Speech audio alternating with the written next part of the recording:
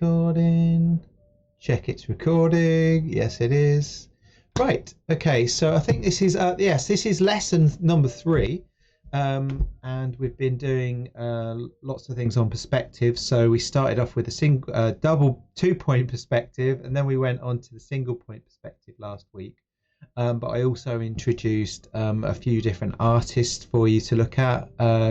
One of them does the very detailed drawing that we looked at with the very loose wiggly lines, but also the accuracy at the same time. So we've been working on this accuracy and everything for a little while, and that gives you a really good understanding of how perspective works. And we were just talking about a few minutes ago about how acute some of the angles can be on the building, and perhaps you don't normally realize it or haven't got the confidence to put those lines in because you can't quite believe them. But when you start using the perspective, it starts to sort of make a bit more sense and things.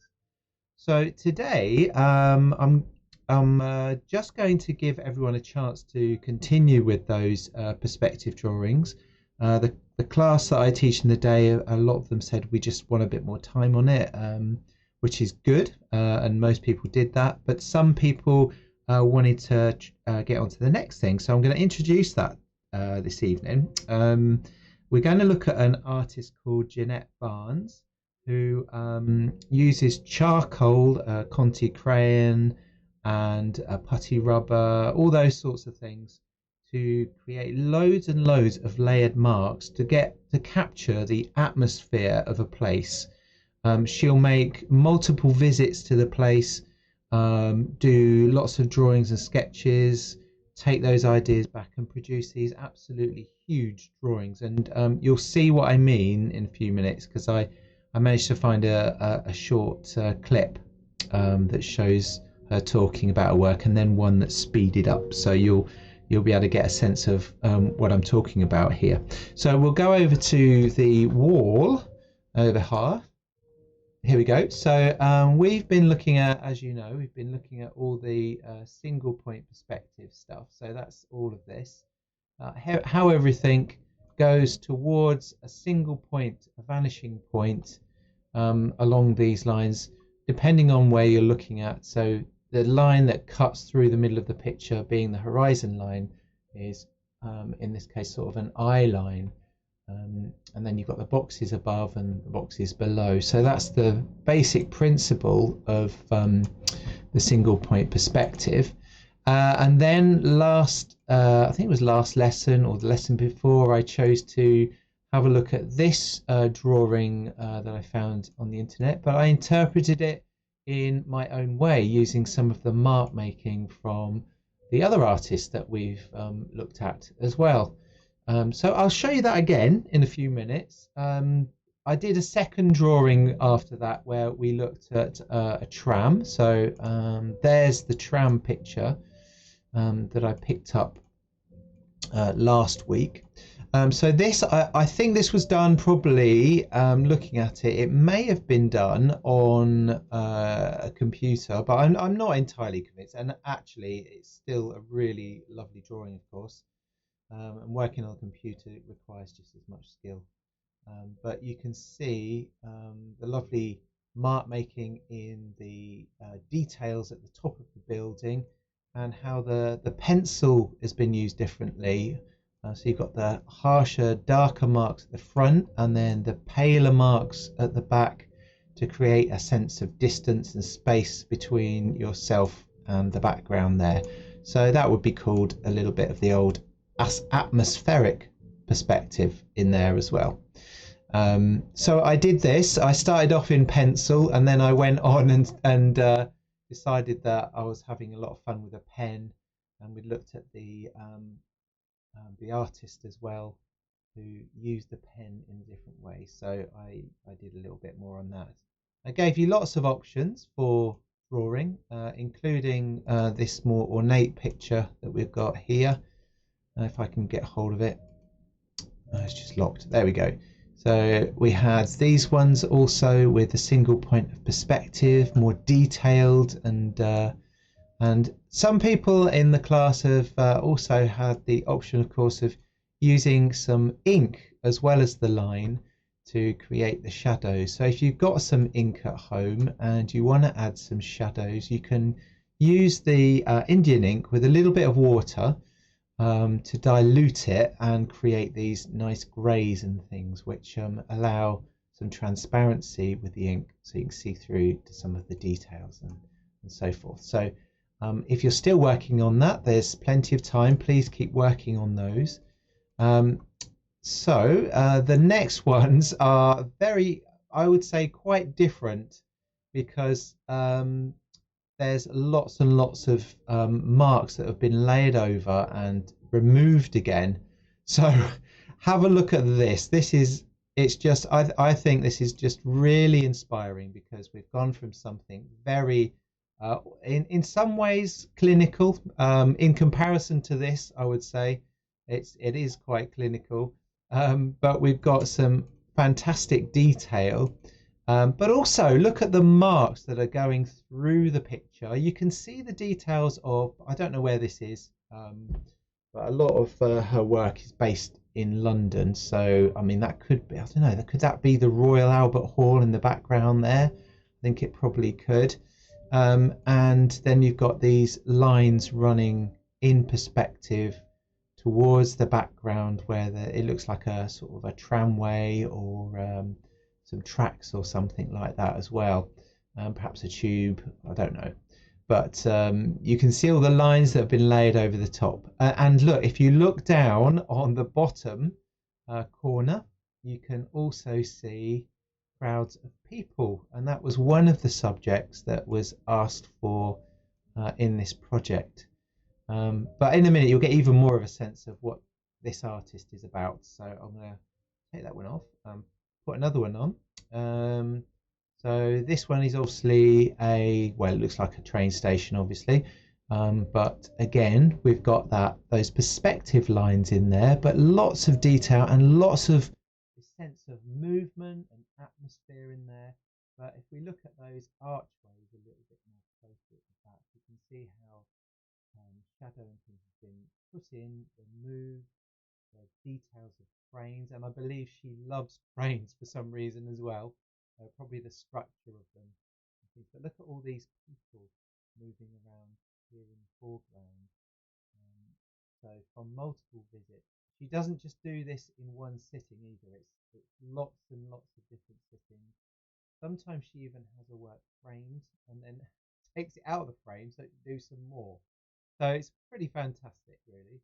And then we've got this last one, which I'm told is at King's Cross. And the film that I'm going to show you is very much about this work. And you can see the unusual curved shape of the roof and all the people down the bottom. It's like lots of very small and very fun, exciting sorts of marks in there. So I'm going to show you now, if everything works well, I'm going to show you this video about, because she talks about her work a little bit and gives an idea of what everything's about. So let's watch this. It's just a couple of minutes long, and then I've got a very short one after that to show you how she actually puts the marks down and so forth. So here we go. Over to hopefully to the video player. Yay, there it is. Right. So this drawing, I think, was done around the time of the Olympic Games, which was 2012 in the UK. So we'll watch a bit of that. I was inspired to draw the ArcelorMittal orbit because it's got such an interesting shape. There's a real kind of beauty the way that the orbit slips and moves around. Every time you walk past it, every time you move, you get a different angle and a different idea of it.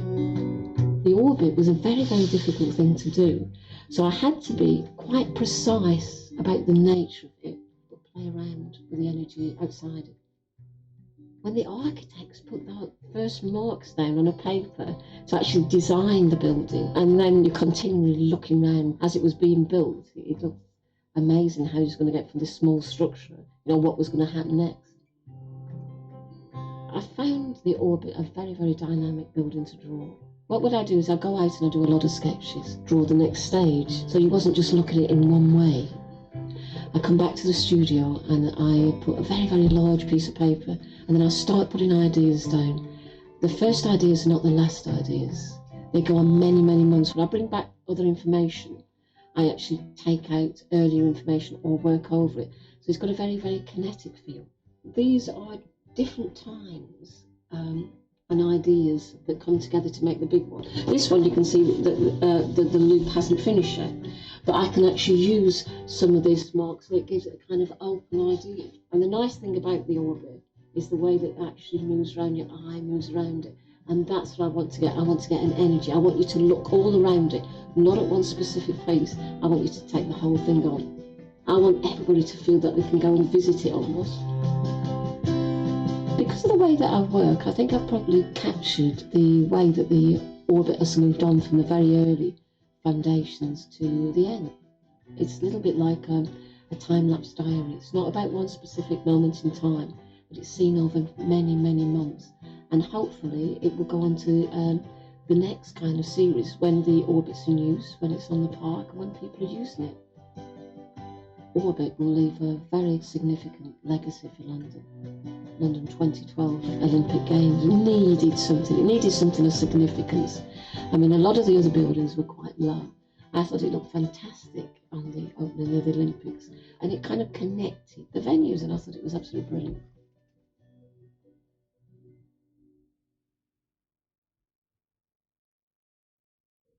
This is a camera lucida, and for the whole of the 19th century, it was the indispensable drawing aid for great men. There we go. So I'll just put my camera on. There we go. So we've had a quick look at that, but I've got I do really just want to show you this last one because it shows you how she puts down the marks a little bit more. So we're going to go back over to the screen and watch a time lapse. So this is a time lapse of her drawing, and just watch how she puts the marks down and then removes them and applies them again. It's really interesting. So we're going to have a quick look at that.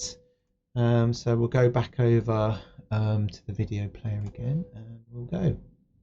Here we go.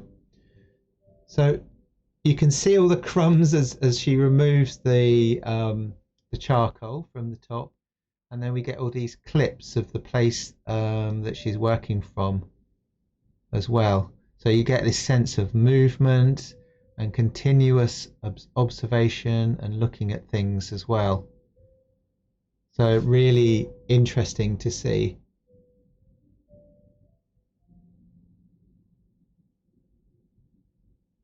So there we are. This is willow. I think this is willow charcoal that is being used there. So the nice thing about the charcoal is that you can rub it away and then apply it again, rub it away. So you end up with these faded marks and darker marks, and then you can build it up. And having that understanding of perspective that you now do, you'll be able to put some of this in. But the nice thing is that you'll be able to make mistakes and then correct them and move things out again and try again. So it's a fun way to create movement and also energy within your picture. And it's very different to what we were doing previously as well. So this is the artwork that I mentioned earlier and that I'll be working from. I'm going to have a go at copying a section before I then try something of my own in a bit. So different thicknesses of marks and lines layered on top of each other, smudged. And as you can tell, it can get a little bit messy as well.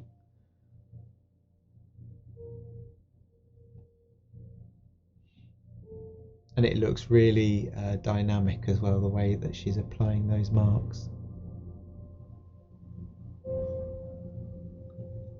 And this is everything that's going on in that space.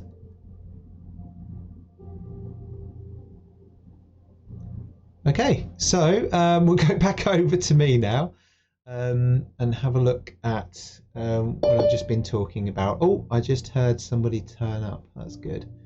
Right. Let's just get rid of that. Bring that down. activity is just showing up. Excuse me.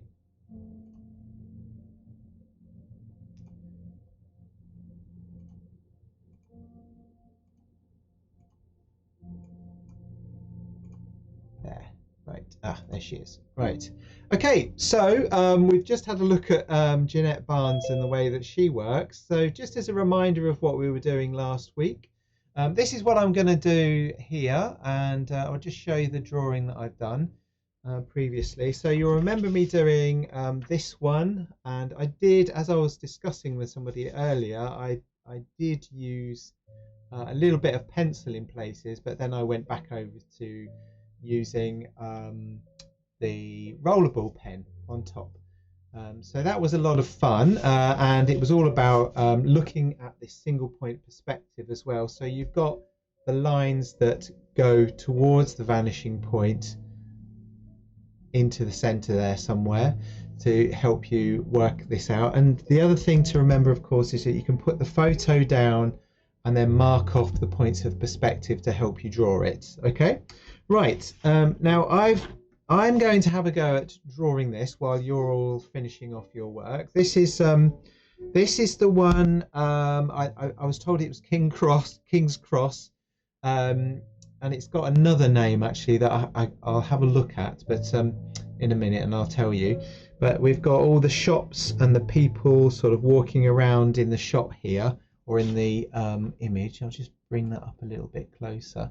Now you start off exactly the same way that you started off your other drawings, except for you can start off quite loosely with it. Now I'm using this, which is willow charcoal, which is what I mentioned just a few minutes ago. Artist willow charcoal. It sometimes comes in boxes like this. It's very brittle and it's nice for sketching in very lightly as well. So it's like in these little sticks. It will break. You can get other stuff as well, which is compressed charcoal, and that would be your Conti crayons and things like that. So depending on how compressed it is, it makes it more soft and darker, and less easy to rub off. So I tend to say that you should start with some willow charcoal, which is really inexpensive and really nice to get started with. So as you can see on here, earlier on today I started to sketch out the main details of the building. So we've got lines of perspective heading towards the background here, and then on this side we've got lines on the older part of the building. We've got the lines of perspective heading inwards and downwards from here, and then the rest of the lines is a case of looking for where the spaces connect with each other, so where one line joins to another part of the picture. Over here we've got lots of vertical lines for where the shops are and things. And what I'll be doing in a minute is I'm going to make a study of all of these sort of marks around the balcony, and further down here you can see little heads and bodies moving around here. But you'll find that you learn a lot more about the work and about how you perhaps handle the materials in order to create a copy. All right. But as I said, this work was planned for next week, but I really wanted to introduce it now so that you've got the chance to have a little go at it if you fancy doing that this evening. All right, so we're making a study of this Jeanette Barnes picture, and looking at the way she's built up all of her marks over, as she said in the video, a period of months, perhaps even years. She built up by visiting multiple times these different sites where she lives in London. That was just the book that I originally spotted her drawings in, and then did a little bit of research for this lesson. So the idea of copying from another artist is to get into that artist's head, if you like, or start to understand how that artist might approach the work that they're doing, and then practically analysing by copying. some of the work. So next week what we'll do is we'll take some of those ideas and start to work from some images to again interpret it, but from perhaps more of our own perspective at the same time, as well as taking some inspiration from Jeanette Barnes and a few other artists such as Leon Kossoff and David Bomberg as well, who also used similar techniques in some of their work as well. One of the things I love about Jeanette's work is the huge size and scale of her work, almost like you could be totally enveloped in the work and submerged within it as well. So I did find that once you get into the flow of drawing and creating the marks and studying the marks, you almost work by eye and instinct and movement of the hand as you go through drawing the details on here as well. So you get into this thing called flow, and you get absorbed in the marks, and you can just enjoy it as well. So one of the things that, as you can see, I did earlier in the day when I was in the other class, is just get some of the structure of the overall picture. It does have perspective, as I mentioned before. You've got lines of perspective on the older building and the newer building, all leading towards the center there. And also there's perspective, of course, in the lines on the roof. They converge, they get narrower as they go away from us as well. So pretty interesting picture to look at. I found that with the roof, I started to put the lines in quite carefully to begin with in order to get the distance and the direction of the lines. But then as I progressed, I found I could loosen up a little bit more and start to add multiple lines, remove those lines with a rubber and stuff. Now, you'll notice that as you progress through drawing as well, you'll notice things that you didn't see before. So on the floor of the train station here, I could see lines of perspective on the ground as well. So you can see those just where all those squiggles and dots are, which represent moving people. You can see there's lots of lines appearing on there as well. And then, of course, I can use my fingers to smudge things out and redraw them in, or the putty rubber can be used for exactly the same thing too. Now, I start with the drawing, I start very lightly with pale marks, and gradually I start to build in darker things. These are some of the pictures that I'm planning to think about looking at next time. So busy places, again, in city centres such as London, like this one. So, I mean, this was done within a few hours, but as I mentioned before, Jeanette works over months, periods of even years on some of her drawings.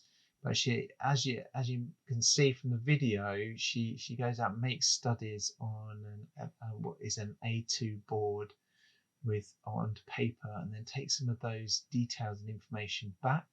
And I also got the impression she uses her memory as well to perform some of those details within there too. So even in those shop fronts there, I was just working there on the right hand side, there is lines of perspective showing the inside of the shop and what was on the walls and so forth. So it becomes quite an interesting exercise. You look at the drawing at first, you see lots of lines and movement from a distance.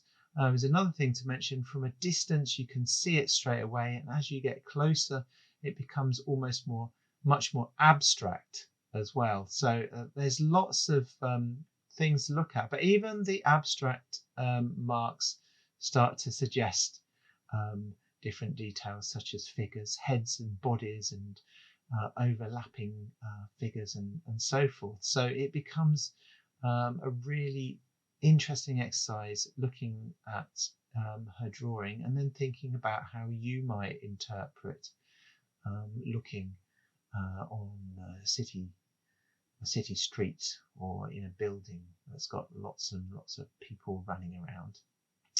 So you may just sort of notice as well that my hand is hovering above the paper rather than resting on the paper, and that's so obviously I don't smudge anything because this charcoal will smudge very easily in my hand as I'm working on it. So you have to sort of hover above. If you don't want to do that, the best thing to do, of course, is to put your hand on a piece of paper to prevent you smudging it. So you just put it underneath your hand and work on the bit you're working on. But I find that I always forget about that piece of paper and end up moving it around anyway and smudging the paper anyway. So I think this is a good way to work. The other little thing is I sat down for most of this drawing. Earlier on in the day, I was standing up so that I could be directly above the piece of paper and I could get more body movement in the way that I was working as well. The other thing to do is have it on an easel so that you can see directly the piece of work, because sometimes if you lay something flat on the surface of the table, the perspective can change, of course, because as the paper goes away from you on a desk, the perspective on the paper itself changes, so you see things differently.